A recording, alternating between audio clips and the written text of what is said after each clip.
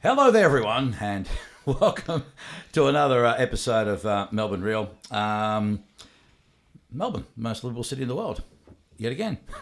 Anyway, I'm Tony Jack the Bear Mantz, here along with my good friend and co-host Martin Green. Great to have your company with us today. And joining us, we have wonderful husband and wife team of Christian and Nicole Doherty from Wingate Care, who have been very kind enough to come in today and have a chit chat and cover a whole bunch of subjects and areas that hopefully you'll find very interesting. Well, I've found these people interesting, so hopefully. Thank you, Martin, for being here. My pleasure. Thank you guys for joining us. Thank you. Thanks for having us. It's great to have you on board. So the reason we're here today is Nicole hit me up on Facebook. We've been friends with the Dohertys for quite a while now. This is the first time we physically actually have met, and they saw our friend. Mutual friend Dane Thomas, and they said, "Hey, how do we get on?" And then Nicole sent me some information about Wingate Care and talking about the work they do with people with regard to depression, and they're doing there's a seminar or a course that you're going to tell us a bit more about. Yeah. So anyway, I thought there was some really interesting information as to how their approach to depression and seeing as at the moment we're in, I think it's mental health month at the moment still. Yeah. So I just thought it was quite appropriate and timely that and I presented to Martin and it's an area that Martin has an interest in and has done quite a bit of his own research with respect to the approach that you guys take, which is a more holistic. But anyway, I'm going to allow you guys to expand on that. But anyway, thank you for coming and tell us a little bit about Wingate Care. Well, I guess I started working for Wingate Care about 13 years ago, and then had the opportunity to purchase the company about 7 years ago. So predominantly we've been a disability service provider, but we also do a lot of aged care, a lot of mental health, a lot of homeless, a lot of drug and alcohol work as well. So we've got a staff of about 40 that go out into people's homes and work with clients with a range of issues. Most of them have more than one issue, I guess. They might have a disability plus a mental health diagnosis and a drug and alcohol diagnosis. And Christian's been working for us pretty much for about 8 or 10 years as well, predominantly with angry young men, which, might have autism or varying disabilities. Or they might be in a metal band. Exactly, yes. Exactly. Yes. And we actually have recruited most of the Melbourne metal scene to work for us, which is really good. So we, I guess, have evolved a little bit in terms of Christian and I specifically wanting to run more workshops and on specific topics, and having lived, I guess, with mental health and with depression specifically, I guess that's our first, Go with what you know. Exactly. So, that's kind of what we decided to run a workshop specifically for people living with depression and also living with the person living with depression. Mm-hmm. So they're getting both sides of the coin. So we've got a lot of partners that have signed up to do the workshop together, and a lot of, sort of elder parents who have, got children who are in their 40s who have got depression that are doing it together as well. So it's sort of more of an introduction, I guess, telling our story and, sort of our approach, which is a more holistic approach, and then sort of giving people what has worked for us may not work for them, and people have to find their own approach. But it's giving people, I guess, a bit more empowerment in terms of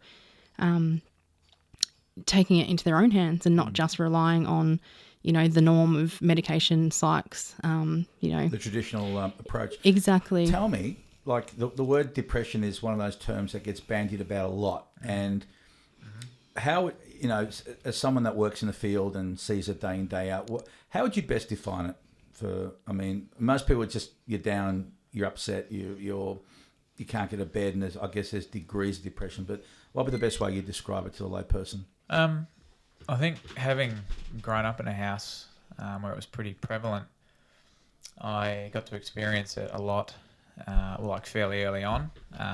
It's throughout my family, immediate family and extended family as well. And then obviously I ended up in dealing with it myself over the years.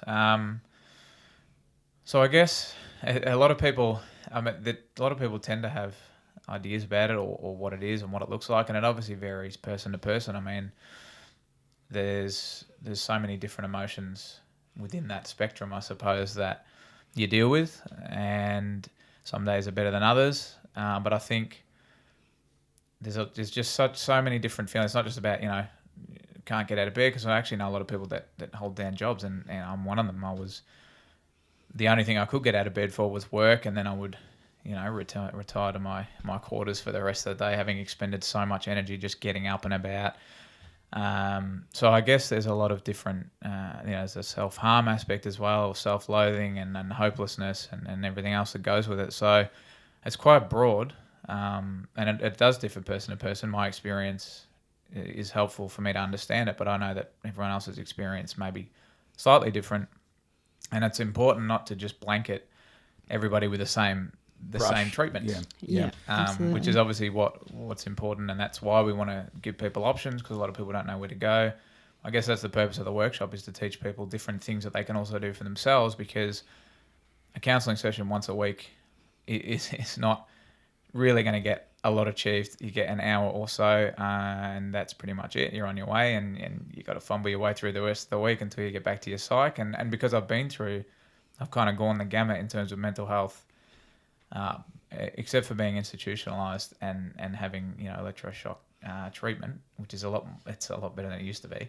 I've pretty much done it all, and I found a lot of holes and a lot of gaps, and had to kind of fill those gaps with my own constant personal development, be it diet, exercise, ferocious learner, reader, any techniques, whether they're alternative, or particularly alternative. So I guess that's the whole purpose, is to teach people to kind of help themselves, get through it themselves. Yeah, I read somewhere a while ago, and someone said that it was actually a naturopath suggested that about 70% of people that are diagnosed with depression in the broad sense of the word, usually can manage it or even avert it entirely, simply by three things: clean diet, an exercise regime, and a good, healthy sleep pattern. Yes, sleep's a big one.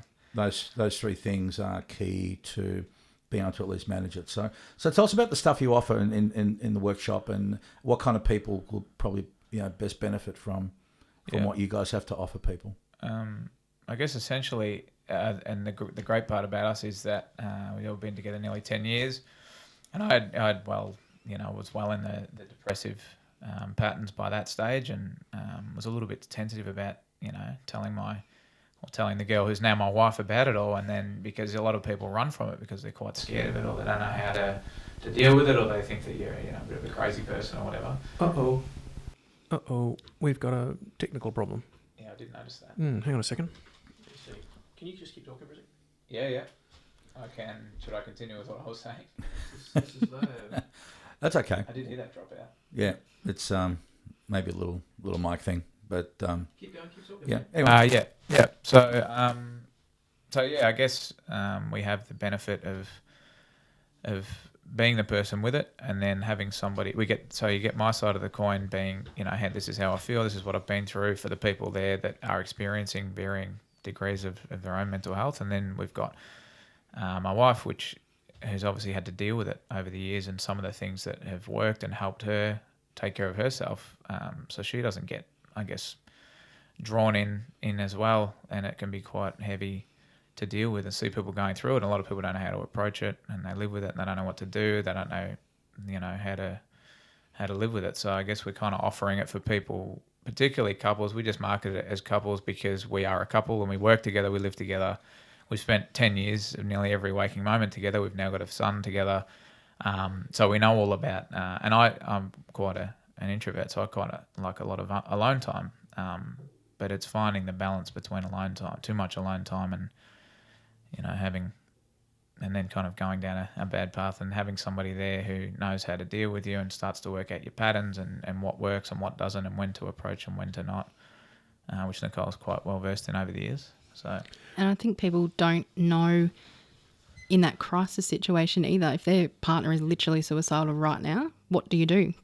And, you know, obviously working in the field with people, you know, with mental health issues, and even, you know, disabilities as well, I know what to do. So it's what I do literally day in, day out, and what I have to train my staff to do as well. So, you know, teaching other people, this is literally what you have to do.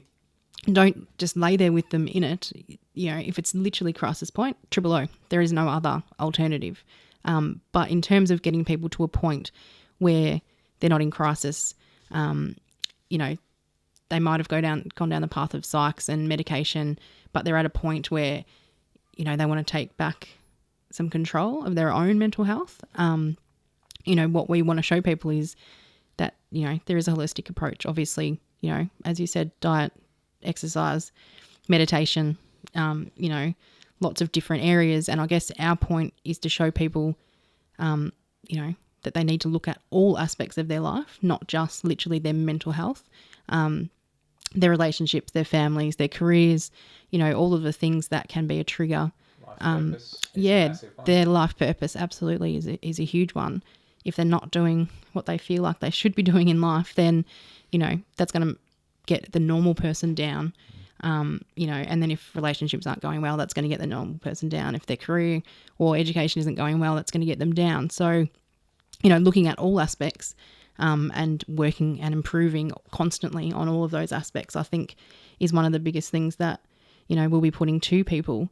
Take some control back, have a look at your own, have a look at within, and have a look at what you really want to be doing in life. You know, and it could be, you know, change of career that can help. Change your relationship, even Exactly. change your partner. Yeah, Absolutely. So there's lots of different areas, and looking at alternative therapies like kinesiology. You know, there's lots of different alternatives out there, and obviously we're not saying that psychs and doctors and meds don't have a place, because they certainly can, but it doesn't have to have a place for everybody, and you don't have to just fit in a box, you know, with a diagnosis basically, and, you know, you can recover. You can look at, as I said, you know, whether you're abusing drugs and alcohol as well. You know, that's certainly something that Christian dealt with early on, and took back, you know, I guess empowered himself to, you know, to use that path of getting sober, and then being able to look at his, you know, the rest of his life a lot more clearly, and then bringing in meditation, bringing in yoga, bringing in, you know, kinesiology, and show people there's many, many, many other aspects of healing, basically. Christian, this would be this is probably a tough question, but I'm going to throw it at you anyway. Yep. Where are you at? I am at the peak. I would say the peak of my life at the moment. I've just bought a house, my first house. Congratulations. Thank Well you. done. Yeah, thank you. I've got a 1-year-old baby who I would give my entire life for already. Happily married, nearly 8 years, or nearly 7 years. I've nearly been sober 7 years. So it's coming up to 7 years of totally alcohol free, which was a huge, one of those things that was the impossible. I didn't get a lot of support in it either from people who were like, "Oh, I've seen you, mate. I don't think it's in you, and you know what you like and everything else." And I kind of, it was actually on our honeymoon. I decided that was it. I didn't want to have a life that was going to start off on the wrong foot, and I didn't want to have to subject my wife to the bullshit, I guess, anymore. And I took responsibility and you know, poured the last of it down the sink and said, you know what, I think I'm done. And I think part of that ritual of pouring it down the sink helped me really cement that. Oh dear. Yeah, dropped out again. Oh dear. That's all right. A tip: if you're selling a mixing desk online on eBay, and all the pots are scratchy and fucked, put that in your fucking ad. Okay, well that's the tip. That's today's tip for eBay sales. All right, put it in the fucking ad. If nothing else. Yeah, don't tell me when you're loading it into the car, hey, you might want to clean every single pot because it's completely fucked. Yeah. Hang on a second. Yeah. No, that's okay. That's okay. No, that's absolutely fine. So it's interesting. I found that the more and more people I meet who are out doing work with people, helping people to try empower themselves or to better themselves, everyone's had their own journey with what they're talking about. Mm-hmm. And sometimes these people come with, you know, they're qualified in some way, they've gone to university and they have that kind of knowledge. But I think the people that have just been through the shit and the ringer and have really suffered, if you will, usually are the best people, or in general, I found. Been the best people that I've spoken to about various things. The people that have just been hurt the most and have made the most mistakes, if you will, through it all. So, in a way, it's almost a blessing, to have gone through what you've gone through. At the time, it doesn't seem that way, but That's right. with the passage of time, looking back on it, you kind of think, okay, well, now I can actually have empathy with this person. I truly understand where they're coming from. I feel it rather than just know it academically or on paper. So Exactly. So how did you get? So Nicole, how did you get involved in this in the first place? Just quickly, how did you get involved in all this? I actually went to uni to do law, and then fell into a career in accounting, and then got made redundant, which is probably the best thing that could ever happen to me. Then went into a law firm and hated it, and then people said, you know what, I think you should look at being a carer. So I sort of went along to an interview, and they said, oh God, we need you in the office, and that was it. Started obviously working directly with clients, doing case management. And I guess, I've been through quite a lot of shit myself, growing up, sexual assault, drug and alcohol issues, not so much drugs, but alcohol specifically. I've been sober only 5 years. So, Christian, I guess, we always thought as a couple that he had most of the issues, but, it wasn't necessarily the case. So I guess that, being able to connect with clients on an actual human to human basis, and, all of my clients I know something about. I've met every single one of them, and that's not the norm for a community service organisation. Usually the CEO sits at the top and they don't really connect with their staff, connect with their clients, and I guess having that empathy in general has helped, be able to further, I guess, our business. Yeah. And then obviously having that, with our relationship as well. I didn't run like most other girls might have, once Christian spoke to me about his mental health. Yeah.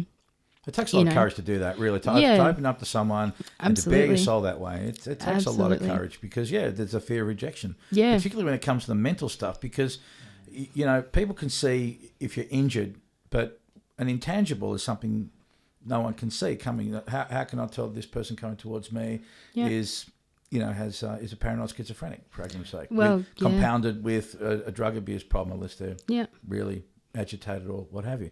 Absolutely. So tell us about the course. All right, so people come to the workshop. Tell us, what does it entail? What can people expect when they come and they sign up? Yep. So the first workshop that we're running is on Saturday the 5th of December. We're running two programs. They're only 2 hours because we don't want to bombard people with too much information. So we've got one goes from 10 to 12, and then the second one is 1:30 to 3:30. So we've limited that to only 12 seats per workshop because we wanted to make it really intimate, and we didn't want, I guess, heaps of people sitting there thinking, well, I don't know if this part really applies to me. We really wanted to, I guess, speak to everyone who's interested in buying a ticket beforehand, because we want to make sure they're not at that crisis stage. We want to help them before the workshop. We're not going to say, oh, you're in crisis stage. Okay, well, we'll see you on the December the 5th. We're not, going to leave people hanging.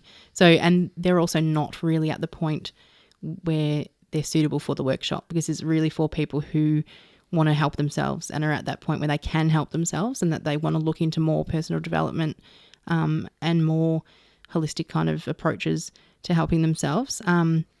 So I guess the basis of it will be Christian and I telling our individual stories, and then obviously our kind of couple story, teaching people about what is depression, what to do in a crisis situation, because people might be doing really well and then bang, it hits them, and next week they could be suicidal. So knowing what to do in those crisis situations, and also then how to move forward, how to heal, how to look at yourself, and how, the way that Christian, I guess, has done and has been healing, and it is a continuous process, I think. But that may not work for everybody. Obviously, they've got to find their own path and their own way of healing and their own,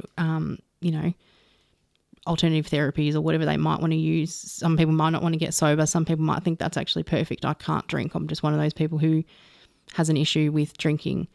But, it's sort of not telling people how to live as well. It's really telling them to find balance. To find their own way how to live and how to move forward and how to communicate with their partner, ultimately, so that they know that, their partner's going to support them and they're not going to be, either getting down with them, because that can lead to quite dire consequences, but also not accusing them of, are you picking and choosing when to use your depression to get out of going to things, or, because that can happen. And that's stuff that we've had happen, in our relationship. And that's what we want to obviously help people not do. If there's one thing in particular that, obviously it's a complex issue. There's a lot of facets and lots of varying levels and spectrum to the whole thing. Yeah. But if there's one or two things in particular that you think probably provide the best circuit breakers as an immediate kind of way to shift things, what do you think those things are? If in fact there is one or two things in particular that you would see as a priority, maybe. There is some stuff that we're going to use that I'll tell people that I've used, that various techniques that have helped kind of snap me out of it. I think number one, it may be my personality type, but I'm quite an analyzer in terms of my own behaviour. I would always be trying to come up with the reasons, or just scanning through my time and my day and trying to pinpoint where it might have gone wrong in particular, and sitting with myself. And I guess just self-realisation, self-actualisation is a massive thing. I find a lot of people quite unconscious with their thoughts or with their behaviour, whereas I guess really conscious thought about what you do and what you say, instead of just saying, oh, it's this talking or it's that talking. I think you got to take responsibility and say, okay, I did some ridiculous shit today. I'm happy to own it and move forward and try and and I still slip up. I'm not freaking perfect. I'm human. So I'm constantly forever looking at ways of getting better. As long as I'm better every day than what I was, I'm always looking to expand. I'm a personal development freak. Constantly reading, listening to books, different techniques, trying to work out, and even just things like watching TV. Like, we watch ridiculous TV shows. I'm always looking for lessons in there that I can translate into my own life and go, oh, wow, that's just kind of, hit me on the head, and maybe that's something I need to look at working on. And I think really just being conscious of yourself and your behavior and your actions and what you say to your partner or your mum or your dad, when nobody's driving the bus but you. And I think that there's a lack of, self-awareness that I find, I won't say mildly irritating to me, because I think, well, you're the one controlling yourself, and because I'm quite a controlling person within myself, I find it quite hard to deal with. So I think just looking at your life and looking at the things you can consciously change, because nobody else is in charge of your thoughts but you and your actions and your behaviours, no matter what you might think. Yeah. I have to ask the question sooner or later. You mentioned that you're during the workshops you're giving people, I guess, options or roads to take that they may not have even they may not have been aware existed, and one of them was alternative therapies, etc. Can you give any examples of what you might recommend? I guess some of the things that we've used in terms of a guest that you had on, I think last week, Dane Thomas, who started a program called the Spiral Program, and I think he's changed it to just Clear Shit now, which is using kinesiology basically and muscle testing, and I'm sure he went in depth last week, but we both went through that program, and it did certainly shift our shit basically. So, and Christians use a lot of kinesiology just in general. As a practitioner, or as someone who you use it for your own? No, well, someone who made friends with a kinesiologist and had never heard of it before, and did some work and kind of walked out of there going, wow, I feel really balanced. And that was the whole point of it. I was actually there for more body issues like sore backs and everything else, but he ended up kind of balancing me up. And I was blown away by this art. I'd never seen anything like it. The whole muscle testing thing. I was just kind of like, wow. And now I'm actually training to be a practitioner myself because I've got so much out of it. And there's a great book if anyone wants to read it called Power versus Force, which is by an incredibly high-level academic clinician psychiatrist who's actually a kinesiologist and kind of pioneered that whole, or he took what was already, it had already been done and kind of expanded on it and took it to the world stage. And he's an incredibly intelligent man. And that book completely blew my head off with just how much. Who's the guy?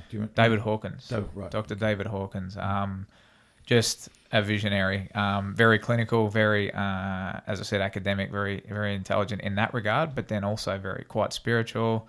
I think they call him like the consciousness explorer or something like that. He's got some cool title. So I'm doing that as well. And some NLP stuff, neuro-linguistic programming, which has obviously been quite helpful for shifting behaviors and patterns that I was tending to repeat a lot. Things like diet massively helped. I guess it's not an alternative therapy, but it kind of can be. It was a big factor in shifting. It is nowadays. Nowadays, it's an alternative therapy. Back Yeah. in the old Seems to days, be. that's all there was. Yeah, exactly. Yeah. And exercise. I committed to a fairly decent exercise regime, and I've never felt better. Yoga, meditation, sitting and quietening myself down. It's all been such a broad picture. And I was on medication, antidepressants for nearly 8 years. And it's been now 2.5 since I've been off. And, I had that reliance and I'm going to be on these for the rest of my life. And I went to the doctor and said, I'd really like to get off. And he said, I'm more than happy for that. Let's step you down, because this GP in particular actually quite enjoys seeing people get off and have coping skills and coping mechanisms to get through the day without relying on the medication. And I did it in conjunction with him and good support system, obviously at home, and kinesiologist. And yeah, I've never felt better. And since I really took control of my shit, I guess, I took responsibility, which I think is so important. Things have never looked better. It's great. We're all programmable, aren't we? At the end of the day. Yeah. Yep. Yeah. Absolutely. But at least we can choose how we want to be programmed. Yes. Yeah. And program yourself. Yeah. Take it, take responsibility for it, and look into your own way of programming yourself. Yeah. Yeah. Do you have any diet recommendations? I didn't eat well. I wasn't a great eater. I was a junk food. Mum likes to say different, but I used to eat well. She would cook good meals, but I was always a junk food kid as well. And when I turned 18 or whatever, got out of school and was starting earning my own money, I delved right into junk food because I was like, wow, I can pay for this shit. Mum doesn't get to tell me no more, you're not having cookies before dinner kind of thing. So I had that little oppositional thing that still exists a little bit today under the surface. And then actually got to a point where we went vegan. We went fully blown vegan. And it was right at the time, certainly. And just before that, I'd stopped drinking, which again was paramount to my ability to take responsibility, was realizing that I needed to cut it out and really put my foot down in that regard, unless I was going to repeat the same patterns that I'd grown up with in my house. So I did that, and then the vegan thing came later, which was amazing at the time and definitely served a purpose. And then when I started training hard about a year ago, started introducing eggs little by little because I was craving them so badly, and then kind of went to tuna and everything else, and much to the guilt thing kind of pulled at me a little bit, but I was feeling great, so I went with it. And I think now I'm so much more appreciative of food. Having done the vegan thing, I'm much more appreciative of food and what it does and how it makes me feel. And now I can pick and choose. I don't feel so good eating this, like heavy breads and crap like that really doesn't agree with my stomach. And my stomach's a big catalyst for my mental issues, as they're starting to really delve into now, being the secondary brain and the regulator of... It's your emotional center. Exactly. And that's a big thing, when my stomach's kind of playing up, I'm definitely foggy in the head, and I kind of feel myself slipping back a little bit, but I'm quite conscious of it. So when it comes up, I know straight away, yep, I need to cleanse myself somehow. I need probiotics, or I need to, do whatever I need to do. But I think just good veggies, fruits.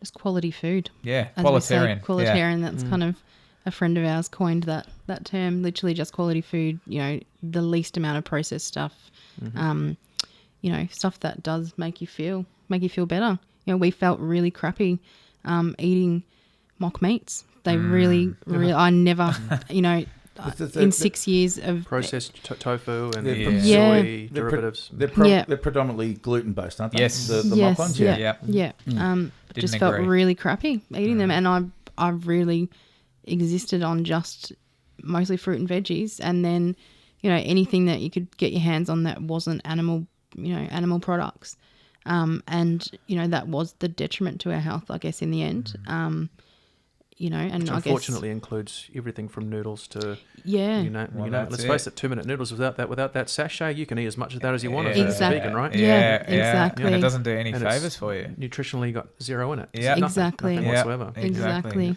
So I think, I definitely appreciate animal a lot more. It's funny when you start on a road to taking responsibility for one area of your life, how everything else that you look at, you look as a broad picture and go, wow, okay, maybe I can make some changes over here, and maybe I can make some changes over here, and little by little you get to the peak, as I said, the peak of my life at the moment, and look forward with optimism, and look back and go, wow, I've kind of come a long way, and I didn't even realize I'd made all these changes. If I had have made them all at once, I don't know what I would have done, but it's a gradual process. It's a daily, minutely process. Doing them all at once isn't always a good idea, because you can't quite tell what works and what doesn't, right? Exactly. You can't start taking 6 vitamins on day one.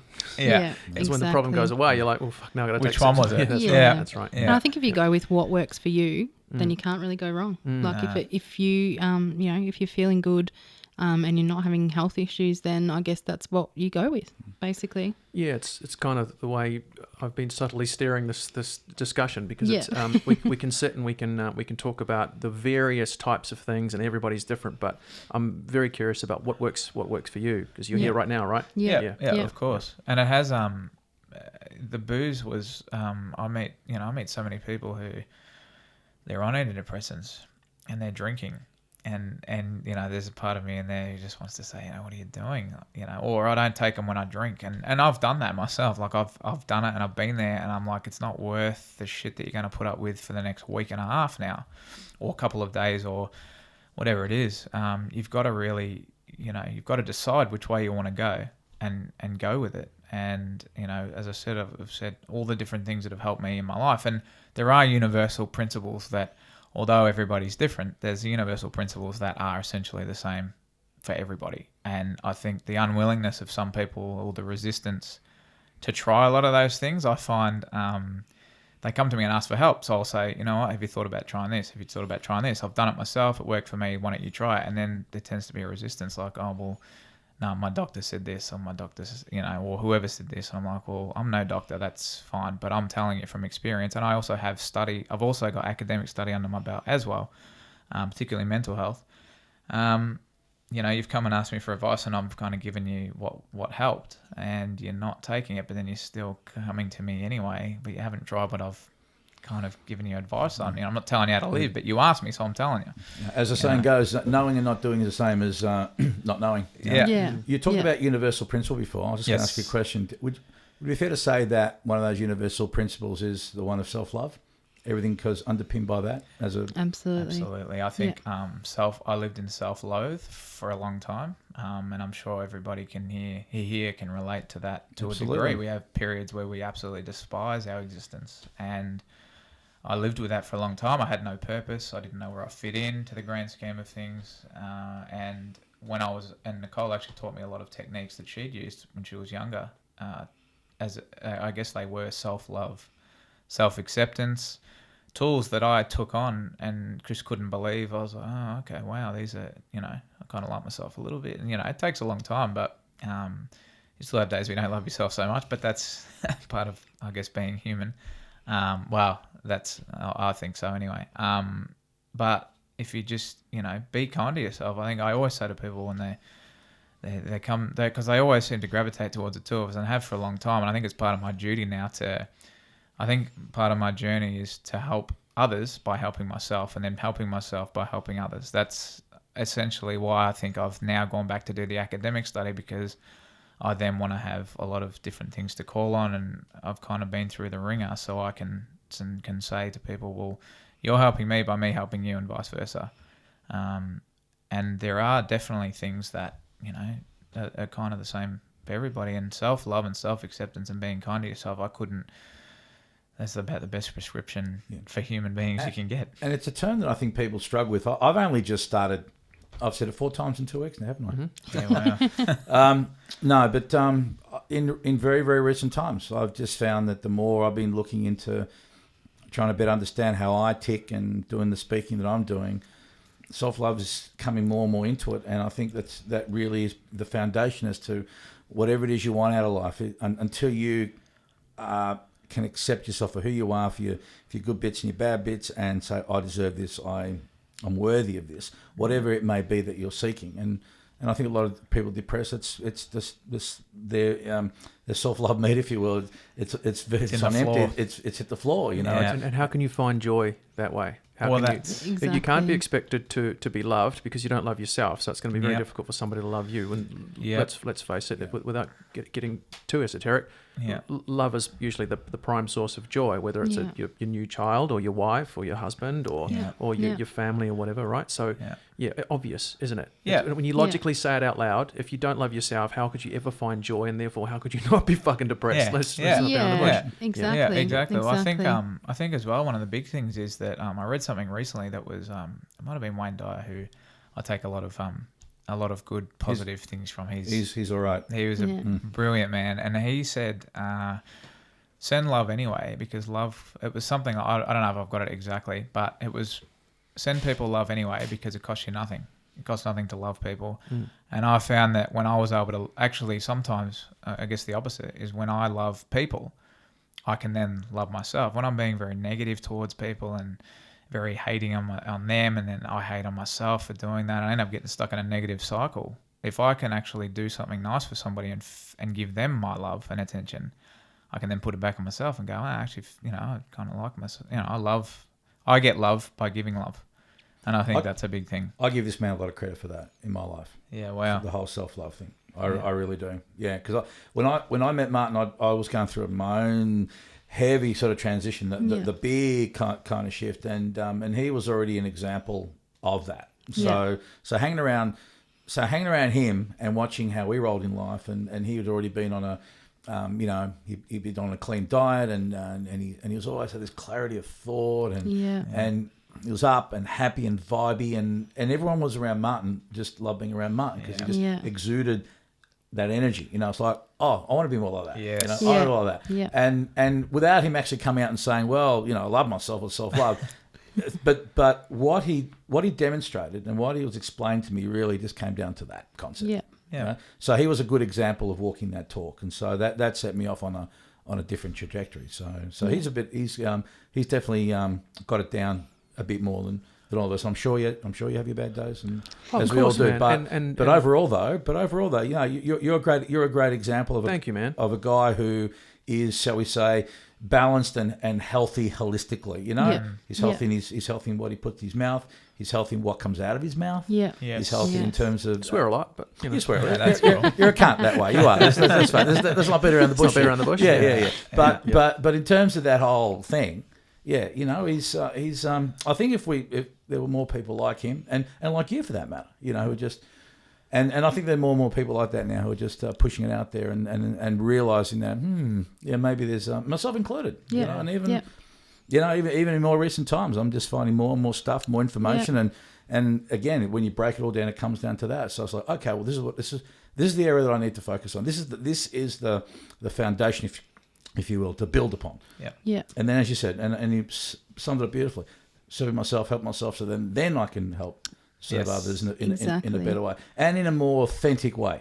Yes. Coming from a place of truth and coming from your heart space rather than just your head, academic type space. Calling on the paperwork rather than the feelings. Yeah, and quoting quotes and white papers and again, what makes you feel better than helping people? Yeah, there's nothing in the world. Especially if they're receptive to it, right? Exactly. Absolutely. Especially if they're receptive, man. Absolutely. Exactly. And I think somebody like Martin who radiates love, it's infectious. Yeah. And I tend to, being in the metal community as well, to play in a band, there's a few people that I really gravitate towards, and they exude that love and that, we're kind of like a little spiritual brotherhood of people, not because we're all spiritual and into the same things. It's just something. I guess it's intuitive. You just know, and you know, we share hugs, and you know, as men sharing hugs, I think there should be more of that. I'm a big hugger. Give me bones on that. Absolutely. Yeah. Yeah, of course. And I Of think course. that like attract like as well. You know, if you are giving it, you're getting it. You're Yes. literally radiating, you know, positive energy as well. So, you know, that can, you know, only have positive effects, really. You're increasing your frequency, right? Yeah, Exactly. absolutely. Frequency's increasing. If you know, I went to a party on Sunday and I made sure to pay every single person that I spoke to just a fucking ace compliment, just to see what would Yeah. happen, just to see. Yeah. Yeah. Fuck, man, I was the head of the party. Yeah. Yeah. Why? Why do you think I was the head of the party? And why do you think everyone was? Let me get this card. Let me get. What, you got a business? Why Yeah. am I putting it through these guys? And put this, it wasn't like I was Absolutely. doing it to try and do. I just wanted it because I haven't course. seen these guys in about 11 years, and I thought, Yeah. fuck it, let's see what happens, right? Yeah. Fuck, I had a yeah. great time. That's Yeah. awesome. Yeah. Yeah. So I feel better by just putting a little bit out. It's so Yeah. logically, it's so simple, It's simple. but it's Yeah. so difficult at the same It time, is. isn't Yeah. it? And like you said, it costs nothing. Last week I put a Yeah. post on Facebook where I said, you know, everyone, it's very easy for people to, you know, draw apart. And if there's people that you still love, which I'm sure we all do, but for whatever reason we just haven't had contact,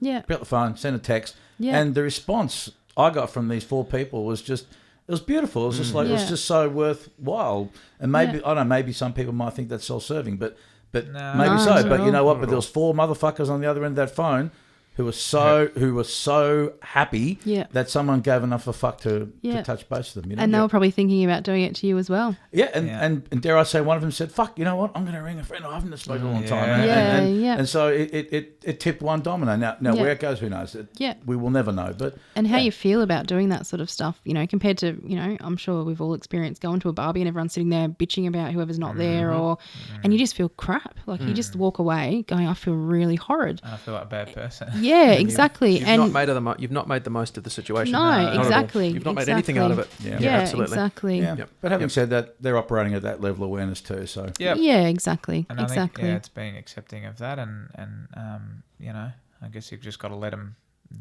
be that, and when they're ready, you know, they'll come. But I think in terms of paying the love forward and the compliment, it actually throws a lot of people. You kind of see that they kind of you give them something like that, like you did at the barbecue.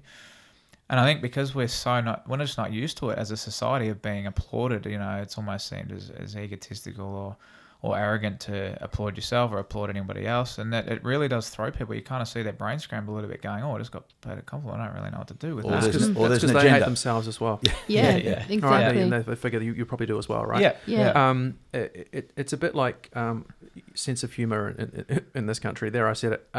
My friend and I have had a bit of a running gag going along because the amount of times I'll be at a cafe or a supermarket or whatever, and I'll drop a little joke, right, and they'll just go, and I'll go, I'm joking, and as soon as they hear the words "I'm joking," they go, and they Yeah. laugh, right? Yeah. And for me, that's hilarious because Yeah. you know that laughter's not real because you've had to tell them that you're That joking. you're You're joking. Right. Well, out of the 8 or 9 people that I gave these ruling ass compliments to on Sunday, Yeah.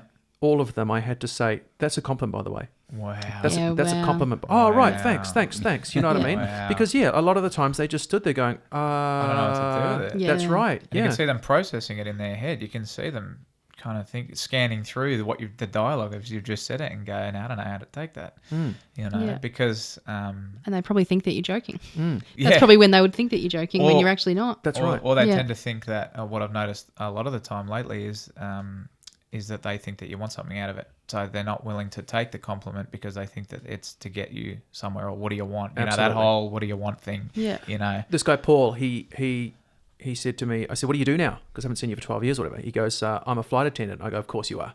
Now he goes, You can take that negatively. well, or he positively. does happen to be. He Yeah. does tend to sort of sway to skate To for the the- pink team yeah. for sure. But he said, "What do you mean?" I go, "No, Paul, that's a compliment. Let me explain. 12 years ago, when you worked in that role that you were in, you help people set up computers. Your job is to help people. Yeah. It was to help people. And it was to help people for about 10 years. You did that job, and you were the most helpful person on the floor. So it's no surprise to me that you've moved into a role where what do you do for a living? You help Yeah, people. That's help all people. you do is help people. Yeah. You help every single person on that plane one by one by one by one. Yeah. Always with a fucking smile on your face. Hey, Yeah. Paul, that's a compliment, man. compliment. Yeah. Oh, That's sweet, a sweet. big Yeah, one. great, Yeah. great. You get it? Yeah, You get it? yeah. Yeah. Yeah. That sort of compliment. You know what I mean? Yeah. Yeah. Yeah. Yeah. So listen, we're going to have to wind it up. Yeah, cool. Cool. So let's get some info now. We're pre-recording this today, so we're gonna try and get this out if we can Before December, it'll be up well before December. Yeah, I promise. So okay. So what about Magic? The Martin the Magic post-production man will put up on the screen as you normally do. Yep. So how about give us your information, your website, Facebook, any whatever you prefer people to know in order Yeah. to find whatever they need to know to find. Yep. Okay. So obviously the workshop, as I said earlier, is on 5th of December, which is a Saturday. We have 2 time slots, 10 to 12 or 1:30 to 3:30. How do they get in touch? So we have a website, which is www.wingatecare.com.au. It's WINGATE. WYN. There we go. Nice one. And we also have a phone number, which is 1300 767 290. Cool. So they can call or check out the website. You prefer them to get in touch first, to have a chat? Yeah, we do. We want people who don't feel like they've been sold into something that doesn't suit them. Mm-hmm. We want people who want to be there and aren't just dragged along by their partner or dragged along by their parents to attend something. So we kind of want to vet the participants a little bit first. So yeah, that's It's in the Nidri as basics. well, It's in Nidri, so just off Keeler Road. And from there, they can find your Facebook and all the other stuff. Yeah. Sure. So I think Facebook's just Facebook/Wingate Care. Like I think it's just Easy. pretty simple. Yeah. Beautiful. All right then, mate. Well, thank you very much for coming in. Thank you so much. Yeah, It's thanks great for to having finally us. meet you in person. Yeah, you too. And all, it was lovely, and hopefully we'll see each other again in the near Yeah, future. definitely. And Martin, thanks again, man. No Yes, problems thank whatsoever. you. Beautiful. Thank It was a you. great podcast. Channel 8 was the channel that works You know that for now. next time. Yeah. Thanks heaps. The Dohertys. Thank Thank you. you. Right, thank you very much, Thank guys. you. Cheers. Thanks. See ya. Bye. Bye.